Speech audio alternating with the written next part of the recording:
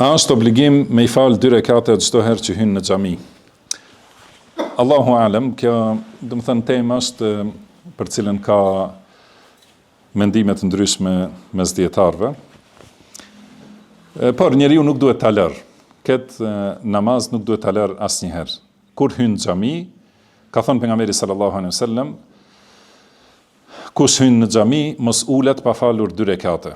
Dhe këto 2 rekate nuk janë të caktuara, që të jenë një namaz I caktuar. Do thotë me rëndësi është mos ulet në xhami, do të thënë vetëm të hyjë në xhami dhe të ulet si në formë mos përfillse.